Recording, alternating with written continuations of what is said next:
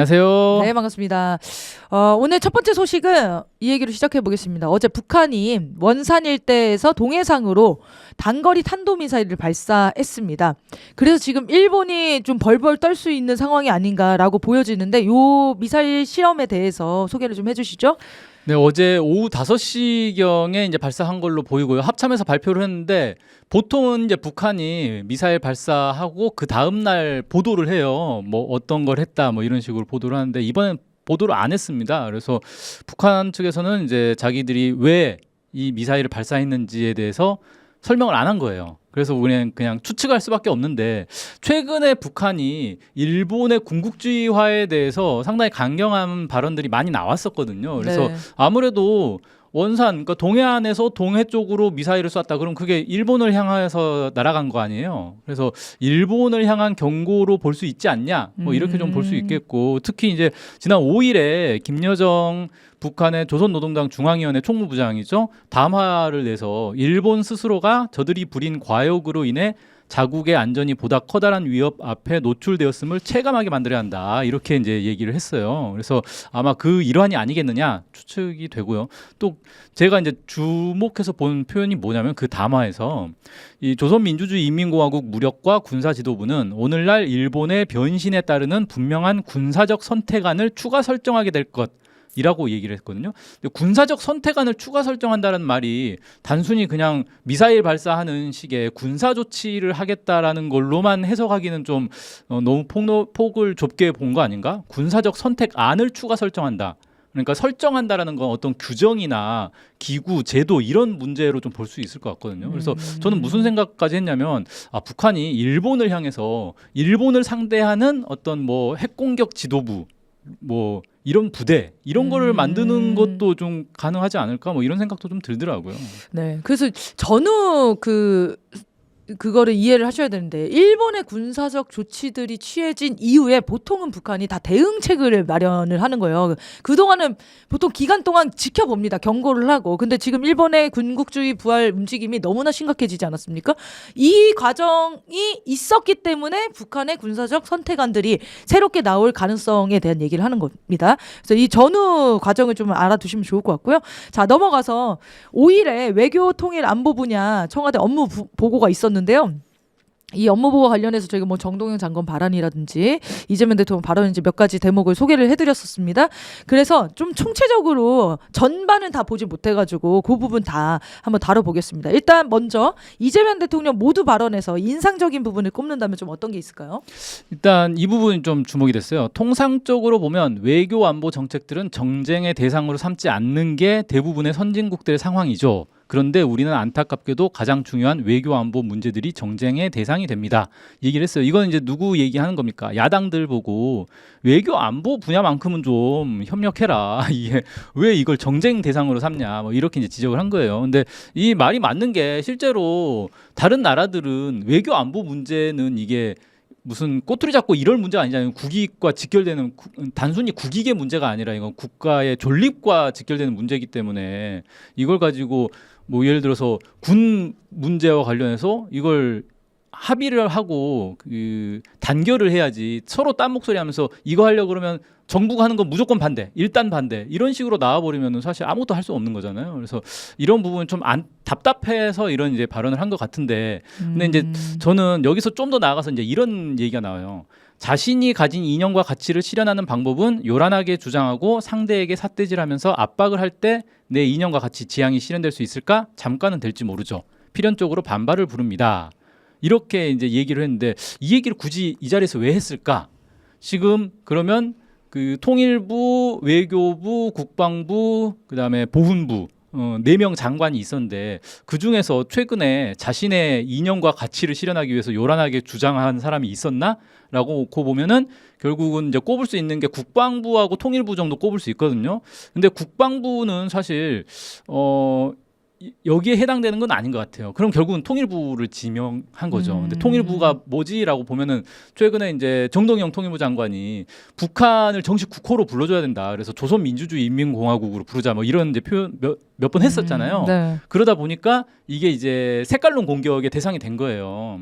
그러면서 이제 이재명 대통령이 아니 그렇게 요란하게 주장한다고 해서 되는 게 아니지 않냐. 이렇게 좀 얘기한 것 아닌가 싶어요. 그래서 이제 이런 얘기가 쭉 이어지죠. 저항을 최소화하고 양보하기도 하면서 상대가 수용하게 하는 거 물론 적대적인 상대를 설득하고 수용하는 게 쉽지는 않아요. 그러나 그 중간쯤도 있죠. 뭐 이런 식으로 얘기하면서 괜히 반발을 부르지 말고 적당히 이렇게 중간쯤으로 가자. 뭐 이렇게 좀 얘기한 것 같은데 저는 이거 보면서 물론 이게 좀 맞는 부분도 있어요. 예를 들어서 굳이 이 적폐 세력들 뭐 국힘당 야당들의 반발을 부르지 않고 그러니까 거센 반발을 부르지 않고 이렇게 처리하는 방법도 있을 수 있는데 제가 이제 약간 왜 이게 특이하다고 봤냐면 이재명 대통령 스타일은 아닌데 이게 이재명 대통령 스타일은 정면 돌파 사이다 이런 스타일이잖아요 원래. 그러지 않는 지 오래되셨는데. 근데 성남시정 시절 아닙니까 그 정도면? 근데 재밌는 게 뭐냐면 예를 들어서 국방부 업무 보고에서 어떤 문제가 나왔냐면 3군 그 사관학교 통합 문제가 나왔어요. 근데 거기서 무슨 얘기를 하냐면요. 이게 괜히 천천히 하면 논란거리가 되니까 빨리 속도전으로 끝내버려라. 어차피 할 건데 왜 이거를 천천히 해가지고 말이 나오게 만드느냐 이런 얘기를 하더라고요. 그래서 아니 할 거면은 빨리빨리 해가지고 이 저항을 오히려 할 시간을 주지 않는 게 차라리 낫지 않냐 이런 얘기를 하는 거 보면서 그때 그 이제 옛날 그 기질이 여전히 남아 있네라는 생각도 들더라고요. 근데 통일부에 대해서는 유독 이제 이 얘기를 한 게 좀 특이하다. 그리고 왜 이제 이렇게 생각하냐면은 예전에 이제 통일부하고 그 외교부 그다음에 저희 국가안보실장 뭐 이성락 뭐 이런 사람들하고 약간 이제 갈등이 있었잖아요. 네. 그런데 거기서 통일부 손을 들어준 적이 있어요. 이재명 대통령이. 근데 이제는 이젠 좀 바뀌었네. 통일부 손을 안 들어주네라는 이제 느낌이 좀 들더라고요.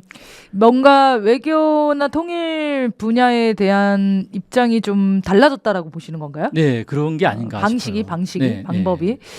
네, 이재명 대통령 근데 사실 이런 얘기를 뭐 검찰 개혁에서도 그런 얘기를 많이 해가지고, 그러니까 요란하게 주장하는 거, 이 요란하게 주장하면서 실행하지 않는 것에 대한 엄청 혐오가 있나 봐요. 네. 그래서 걔가 반복적으로 모든 개혁과 관련해서 그렇게 얘기하지 않습니까? 그러다 보니까 가능한 선, 할 수 있는 것부터 차곡차곡 이런 방향으로 지금 선회한 게 아닌가. 그래서 어제 부동산 대책 다룰 때도 그런 부분에 대한 우려, 염려를 얘기했거든요. 근데 개혁이라는 게 저항이 살짝 한다고 저항이 없진 않는다는 거예요. 특히 이렇게 본질적인 어떤 문제들, 그러니까 70년, 80년 막 산적한 문제를 개혁할 때는 개혁의 저항이라는 것은 당연히 최대치로 온다라는 게 기본 아닙니까? 근데 이재명 대통령이 이 외교 통일 문제가 지금 쉽지 않다라고 판단을 하는 것 같아요. 그래서 차근차근 저항 없게 해나가야 된다. 이렇게 좀 장기적인 그 계획 노선으로 전환한 게 아닌가 이렇게 좀 비춰지긴 하네요. 네, 그래서 이제 보면은 정동영 통일부 장관이 이제 사실 자기한테 하는 얘기라는 거 뻔히 알 거 아니에요.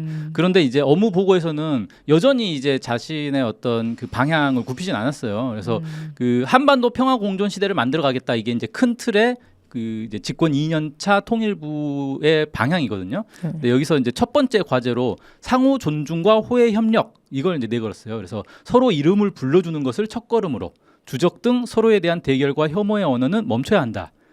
지난 정부의 흡수 통일론을 배제하고 새로운 통일 방안 논의를 추진하겠다. 이렇게 이제 얘기를 합니다.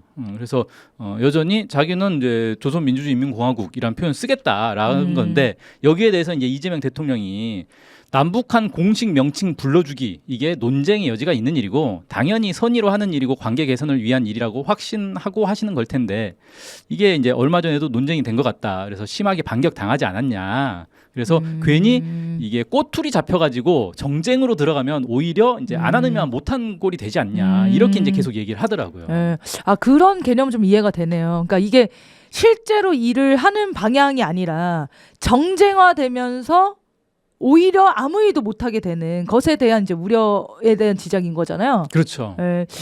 그렇게 생각하면은 무슨 말인지 좀 이해는 될 것 같습니다. 어쨌든 근데 정동원 장관 입장에서는 사실 이런 공개적인 발언들을 해줘야 북한한테도 우리한테 메시지를 정확하게 주는 거다. 우리 정부의 메시지가 이거다. 이런 취지의 좀 발언들인 거잖아요. 그렇죠. 네. 네. 그래야 북한이 그동안 완전히 박살난 이 신뢰를 다시 회복하는 초기 작업이잖아. 지금 이게 전제 작업. 그런 데서는 정동원 통일부 장관의 역할을 잘하고 있다라고 보여졌는데. 네, 맞습니다. 정부는 좀 걱정인가 봐요. 네, 그 이제 이재명 대통령이 제가 볼 때는 색깔론 공격받는 거에 대해서 상당히 좀 우려하는 게 있는 것 같아요. 그래서 이제 어떤 얘기도 있었냐면 그 이제 북한 인권센터라고 윤석열 정부 때 막 추진하던 게 있어요. 그걸 이제 정동영 장관이 그걸 중단시키고 그거를 다른 이제 북한 자료센터 뭐 이런 걸로 네. 바꿨어요. 그걸 가지고 이제 빨갱이로 공격당하지 않았냐. 그렇죠. 빨갱이 뭐 북한 도서관 지어주냐 뭐 이런 식으로 이제 공격을 당하는데 그걸 가지고 이재명 대통령이 무슨 얘기를 하냐면 이거 법적 조치해라. 명백히 거짓말 가지고 우리 공격한 거 아니냐라고 해서 뭐 유튜브나 이런 데서 얘기를 하는데 이건 그 완전히 깔끔하게 해명하고 그 다음에 법적 조치까지 해가지고 이런 얘기가 안 나오도록 만들어버려야 된다. 이렇게 상당히 강하게 얘기를 하더라고요. 그래서 이제 통일부 쪽에서는 뭐 우리도 그 진실을 잘 알리고 있다 그러니까. 정부 화력보다 유튜브 화력이 더 세다고 지금 밀리고 있다 정부가. 이건 법적인 조치로 그냥 확 때려버려야 된다 막 이런 식으로 이제 얘기를 하는 거 보면은 네. 이게 색깔론 공격하는 거에 대해서는 상당히 좀 예민하게 보고 있고 이거를 근데 그렇다고 우리가 그럼 숨 죽이고 물러서자 이게 아니라 정부가 그냥 과감하게 법적 조치를 가지고 이런 얘기가 아예 안 나오게 그냥 싹을 잘라버려야 된다라고 상당히 좀 강하게 얘기하더라고요. 가짜뉴스 관련해서는 굉장히 진심 아닙니까 이재명 대통령이. 그렇죠. 그래서 이제 그 관련해서 연관시켜서 조치를 취한 것 같은데 어쨌든 지금 이런 과정 통해서 9.19 군사합의 복원에 관한 얘기도 나왔었죠. 근데 이 부분이 정말 특이한데 뭐냐면은 이제 통일부에서는 9.19 군사합의를 우리가 선제적으로 복원을 하겠다라고 얘기를 했고 이게 정동영 장관의 생각이 아니고 사실은 이재명 대통령이 먼저 꺼낸 얘기였단 말이에요. 그런데 이제 와서 이게 지금 생각해 보니까 아니더라 이렇게 얘기를 한 거예요. 뭐라고 얘기를 했냐면 제가 취임하면서 9.19 합의를 복원하겠다. 순차적 선제적으로 복원하겠다. 국민들께 말씀드렸는데 이게 지금 그 상황들이 계속 개선이 안 되다 보니까 일방적으로 양보하는 거냐 뭐 안보를 포기하는 거냐 이런 식의 반격들이 또 생겨나기도 하고 그렇죠. 진척도 잘 안 되고 이게 우리의 선의대로 하는 게 한반도 평화 안정에 플러스냐 뭐 이런 의문이 될 때도 있다. 상황이 안 좋다. 안타까운 일이다. 라고 하면서 고민 좀 많이 해주시면 좋겠다 이렇게 이제 얘기를 하면서 이거 지금 하려고 보니까 반발이 너무 많아가지고 이거 쉽지 않을 것 같다라고 한 발 물러서는 듯한 모습을 이제 보인 거예요. 그리고 이제 9.19 군사합의 복원은 사실 통일부가 하는 게 아니잖아요. 국방부가 하는 거지. 그러니까 사실 통일부가 이걸 뭐 어떻게 할 수 없어요. 통일부는 이걸 이제 하도록 국방부랑 이제 잘 협의하겠다 뭐 이런 식으로 얘기를 한 건데 사실 이거 관할권 자체는 국방부한테 있기 때문에 국방부가 우리 못 하겠는데라고 해버리면 이제 끝나는 거라서 쉽지 않은 상황 아닌가 싶어요. 남북 관계가 빠르게 진척이 안 되니까 그런 답답함들이 곳곳에서 좀 묻어나는 것 같네요. 근데 이게 이런 건 좀 아쉬운 거죠. 이게 사실 북한 탓을 할 수가 없잖아요. 그러니까 그런 취지의 발언들은 아닙니다. 네. 근데 남북 관계가 꽉 막혀 있고 우리 정부가 노력을 열심히 하고는 있는데 국힘당이랑 조중동한테 맨날 때려 맞으니까 이 관련해서 어떻게 하면 더 효과적인 정책을 취할 수 있냐 이거에 대한 좀 그 생각이 많은 것 같아요. 네, 맞습니다. 그러다 보니까 뭔가 명쾌한 정책이 나오진 않는 거죠. 네. 명쾌한 정책의 방향들을 저희가 몇 가지를 제안해 드렸는데 그거를 좀 더 염두해 주시면 좋을 텐데요. 자, 그리고 또 인상적인 게 통일부 장관 업무 보고 관련해서 조현 외교부 장관이 그거와 관련된 뭐라고 이제 이야기를 했나 봐요. 네. 근데 되게 웃긴 게 이 업무 보고가 이제 통일부 장관도 있었고 외교부 그쵸? 장관도 있고 같이 있었던 거잖아요. 네. 근데 업무 보고 다 끝나고 나서 조현 외교부 장관이 사후 브리핑을 해요. 사후 브리핑을 하면서 통일부 장관이 너무 이상주의다. 뭐 이렇게 얘기를 하는 거예요. 장관을 공격하는 상황이네. 네, 그래서 왜 뒷담화를 하지 이 사람이 막 이런 느낌이 들 정도로 되게 어머, 이걸 공식적으로 브리핑까지 했다는 거예요? 네, 사후 브리핑을 이렇게 한 거예요 기자들한테. 그래서 지금 이제 통일부 장관이 뭐라고 했냐면 이제 유엔 총회도 9월달에 있을 거고 에이펙 정상회의가 10월달인가 아마 있을 거예요. 이럴 때 이렇게 우리가 이 기회를 이용해가지고 사자 대화 그러니까 남북 미중 이렇게 사자 대화 동력을 좀 확보해 보겠다. 그러니까 미국과 중국을 잘 설득해 보겠다 이런 거겠죠. 네. 이렇게 하고 있는데 이걸 가지고 외교부 장관이 그거는 우리가 할 일인데 통일부 너네가 할 일 아니고 그건 이상주의에 근거한 희망일 뿐이고 이게 쉽겠냐 안 된다. 현실적으로 어려운 거다. 이렇게 좀 얘기를 하면서 이재명 대통령도 뭐 보고했다고 해서 이게 그대로 되는 거 아니다라고 하지 않았냐. 그리고 뭐 부처 간 합의나 논의도 없이 네 마음대로 그렇게 얘기를 해버리냐. 이렇게 이제 투덜거린 거예요. 아니 별 내용도 아니고만 뭘 이렇게까지 사후 브리핑까지 해요? 그러니까 좀 웃기잖아요. 전화해서 말하면 되는 거 아닙니까? 아니 근데 그 왜 회의 그걸 업무 보고 회의 자리에서 얘기해도 되는 거잖아요. 아니 근데 그렇게 구상을 하셨으면 외교부랑도 소통을 하셨어야죠. 그냥 이렇게 얘기하면 될 일인데 이거를 언론에서 이렇게 인터뷰를 한다는 것은 통일부를 공격하는 흐름인 거네요. 그렇죠.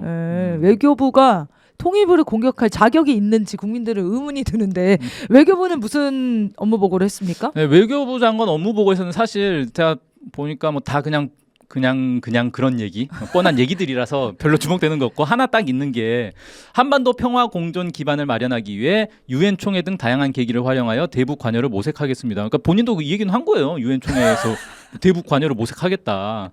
근데 제가 이제 좀 눈여겨본 거 그 다음에 뭐라고 했냐면 한미 간 긴밀한 공조하에 북한과의 대화를 재개하기 위한 여건 조성도 노력을 지속하는 한편 단계적 비핵화 논의가 진전될 수 있도록 최선을 다하겠다. 뭐 이런 얘기를 했어요. 그래서 여전히 북한 문제는 한미 간 공조하에 해야 된다. 이걸 강조하고 있더라고요.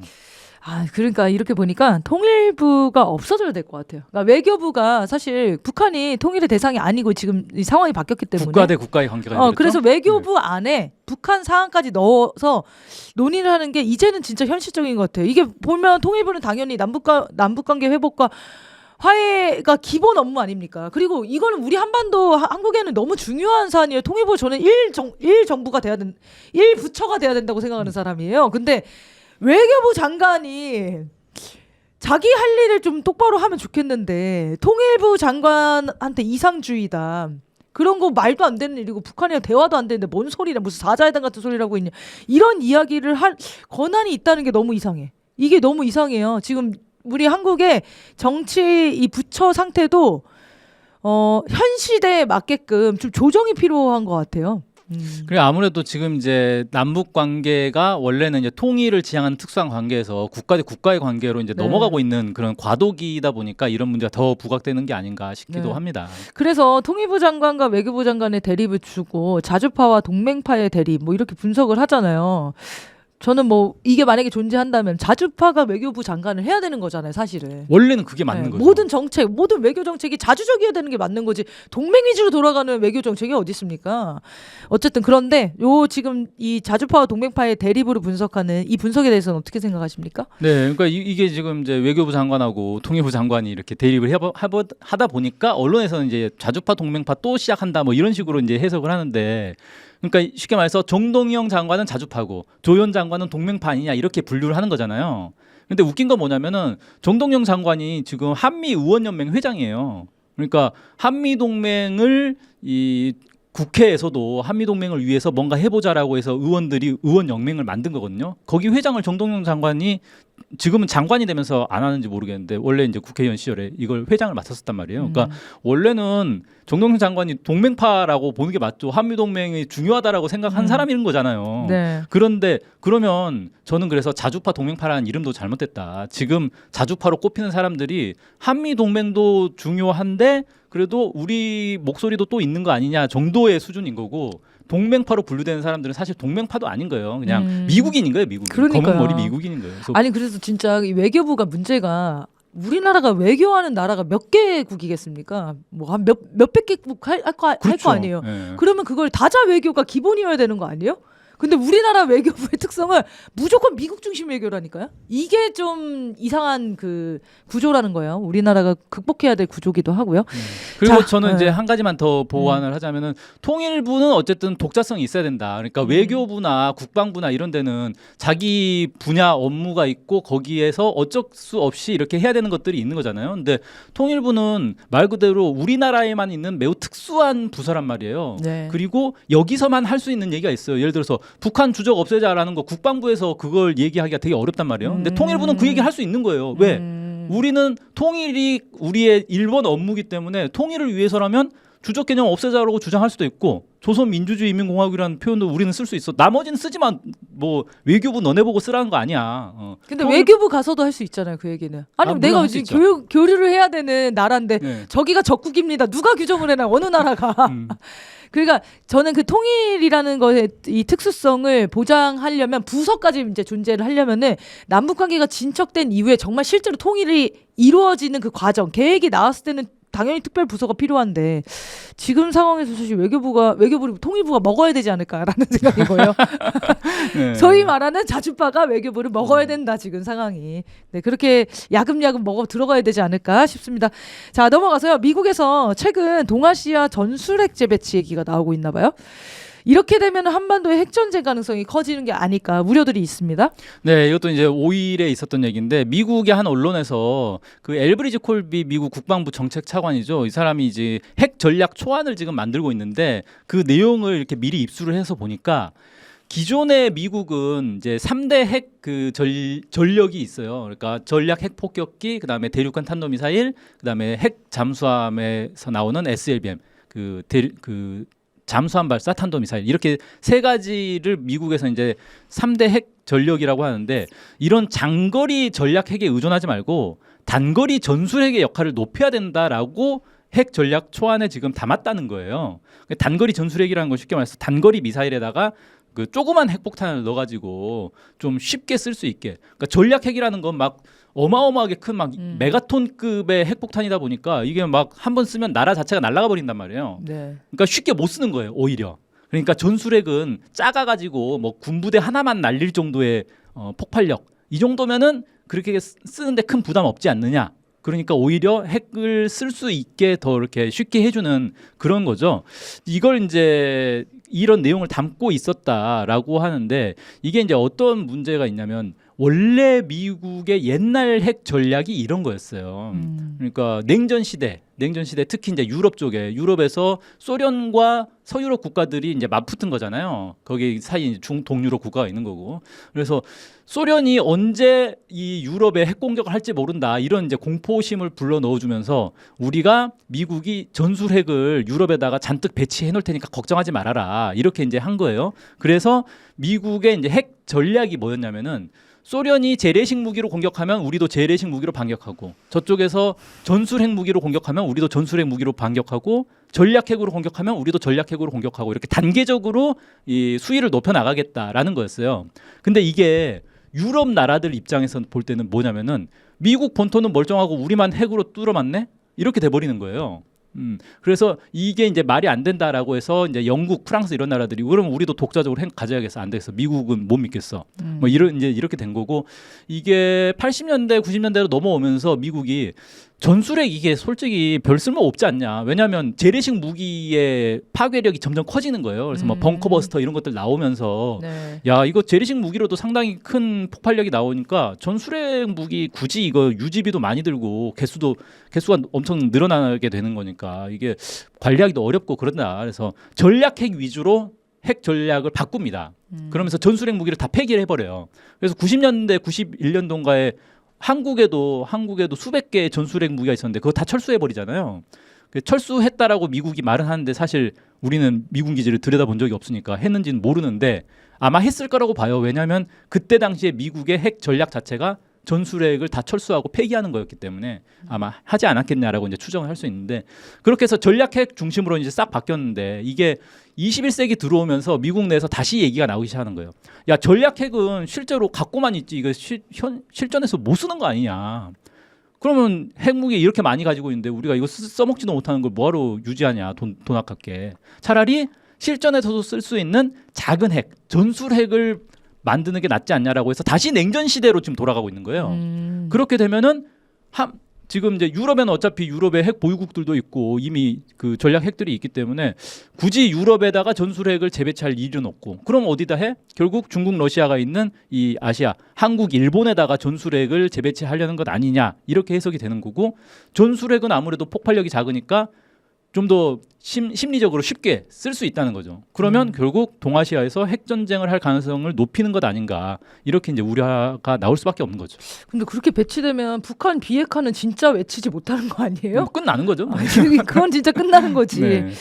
알겠습니다. 자, 마지막으로 프랑스 얘기 하나만 할게요. 이게 우리가 또 유럽 소식들 잘 안 전해드리는데 지금 프랑스의 극우 진영, 극우 정당으로 꼽히는 국민연합의 마린 르펜 의원이 대선 후보 가상 대결 1위를 달리고 있다라는 소식이에요. 네, 이게 지금 내년 4월에 프랑스 대선이 있거든요. 그래서 지금부터 거의 주요 정당들의 대선 주자가 다 이제 확정됐다고 하더라고요. 그래서 마지막으로 마린 르펜이 출마 선언을 딱 한 거예요. 며칠 전에 했는데 이게 이제 왜 늦게 했느냐? 이 마린 르펜이 사실은 지금 감옥에 갈 판이었거든요. 유럽의회 보조금 횡령 사건이 있어가지고 실제로 이제 유죄를 받았어요. 그래서 1심에서 유죄 판결 받고 5년간 피선거권 박탈. 그래서 대선 출마가 불가능해졌는데 2심에서 유죄는 유지하되 피선거권 박탈을 유예를 해버렸어요. 그래서 출마할 수 있게 된 거죠. 그러면서 이 판결 나오자마자 마린 르펜이 그럼 출마 선언 땅 해버렸습니다. 그래서 이제 여론조사를 해보니까 1위를 해버리는 거예요. 그래서 야 이거 이제 마린 르펜이 진짜 대통령 되는 거 아니냐. 아마 4번인가 5번인가 도전했을 거예요. 네. 근데 드디어 이제 프랑스에 극우 정당이 집권하는 거 아니냐 이런 얘기들이 나오고 있는데 저는 가능성 그렇게 높아 보이지는 않거든요. 왜냐하면 프랑스의 정당 중에 혹시 아는 정당 있으세요? 없죠. 없죠. 왜냐하면 프랑스는 되게 특이한 게 우리만 해도 정당이 민주당, 국힘당, 나머지 이제 군소 정당 이렇게 꼽히잖아요. 네. 프랑스는 그런 대형 정당이 아. 없어요. 다 군소 정당이에요. 아. 그래서 지금 집권한 정당도 정당 이름이 뭔지 저도 몰라요. 뭐 되게 이상한 이름이에요. 근데 그런 식으로 단독으로 집권을 못 하니까 당연히 군소 정당이라 이게 연합을 해가지고 연합 정당을 또 만들어요. 그래서 그 연합 정당이 집권하는 거예요. 그래서 네. 지금 이제 중도 연합이 집권을 한 상태인데 지금 그러면 이제 우익 연합도 있고 뭐 좌익 연합도 있고 뭐 다양한 연합들이 막 만들어집니다. 선거 때만 되면은 프랑스에 이제 수십 개의 정당들이 갑자기 이제 몇 개로 추려지는 거예요. 네. 그렇게 연합을 해가지고 그러니까 지금 국민연합이 1위를 달리고는 있지만 실제 국민연합과 함께 하겠다라고 연합으로 붙어줄 만한 정당은 많지 않은 거예요. 그러니까 결국 선거를 하면은 이기기는 어려운 거죠. 하지만 단일 정당으로 놓고 보면 항상 1위를 달리고 있는 그런 정당이다. 그래서 상당히 이제 주목을 할 필요가 있는데 아니 그럼 프랑스는 완전 극우화된 거냐? 라고 할 때 꼭 그렇게만 볼 일은 아니라는 거예요. 그러니까 국민연합이 극우적인 정책들도 많이 내긴 하는데 실제로 프랑스 국민들이 관심 있어 하는 건 뭐냐면 지금 우크라이나 전쟁이에요. 근데 국민연합이 우크라이나 전쟁에서 프랑스 발 빼야 된다. 러시아와 관계 회복해야 된다. 이걸 계속 주장을 하고 있는 거거든요. 그러니까 프랑스 국민들이 볼 때는 아 우크라이나 지원하는 바람에 러시아랑 관계 틀어지고 그럼 러시아 가스도 수입 못하고 물가만 치솟고 이게 뭐냐 우리가. 이런 분노에 있는데 국민연합이 그걸 정확하게 딱 짚어준 거죠. 그래서 아 그래 마린 르펜이 차라리 대통령 돼가지고 우크라이나랑 관계 끊고 러시아랑 다시 관계 틀면 우리도 좀 먹고 살만 하겠네. 이런 국민들의 요구를 반영한 것 아닌가? 이런 걸로 이제 민심을 보는 게 맞겠다 싶어요. 네. 우리나라의 극우랑 비교하시면 안 됩니다. 전혀 다른 세상이라고 보셔야 돼요. 아 우리나라 뭐 얼굴 뭐 이런 거 파병하자지 파병하자. 전쟁에 참전하자. 이게 이제 우리나라 극우고 프랑스의 극우는 전쟁에 참전하면 안 된다. 이런 극우네요. 나라를 먼저 우선시하는. 그러니까 우리나라로 치면 이제 보수죠 보수. 네 어쨌든 프랑스 상황이 좀 그렇습니다. 유럽 상황도 저희가 기회가 되는 대로 이렇게 짚어보도록 하겠습니다. 오늘 준비한 방송은 여기까지입니다. 시청해주신 여러분 고맙습니다. 고맙습니다. 고맙습니다.